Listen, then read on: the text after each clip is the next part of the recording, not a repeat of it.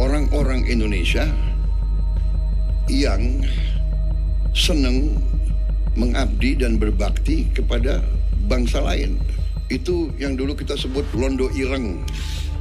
Dalam sejarah Indonesia, istilah londo ireng bukan ditujukan kepada ras atau warna kulit. Istilah ini digunakan untuk menggambarkan orang pribumi yang justru membela kepentingan penjajah dibanding bangsanya sendiri. Ketika Presiden Prabowo menggunakan istilah itu di Harlah PKB, ia menyampaikan bahwa ancaman terhadap bangsa tidak selalu datang dari luar. Menurutnya, ada pihak-pihak yang bisa saja bekerja untuk kepentingan asing, meski tampil sebagai jurnalis, pengamat, atau aktivis. Artinya, yang dikritik bukan profesinya, wartawan, akademisi, maupun LSM memiliki peran penting dalam demokrasi. Namun jika ada oknum yang lebih mengutamakan kepentingan pihak luar daripada kepentingan nasional, kritik terhadap mereka adalah bagian dari menjaga kedaulatan negara. Sebagai cucu dari pendiri BNI Margono Djojo Hadikusumo dan anak ekonom dan negarawan Sumitro Djojo Hadikusumo, Prabowo sangat paham bahaya pengkhianat negara dan menjadi pengkhianat tidak diwariskan secara genetik, sama dengan loyalitas kepada negara ini.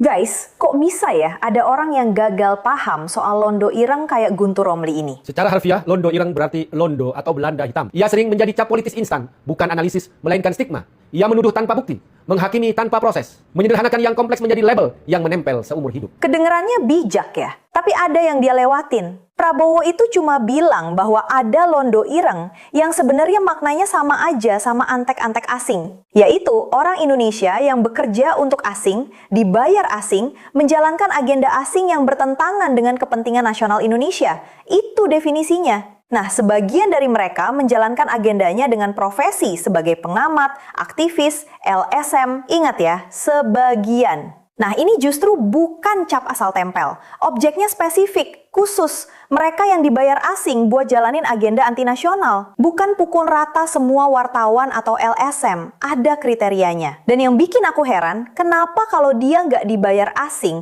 nggak jalanin agenda asing, ngapain ngerasa tertuduh? Menurut kalian, kenapa si Guntur Romli ini udah keburu baper sama istilah londo ireng? Coba kasih komen ya.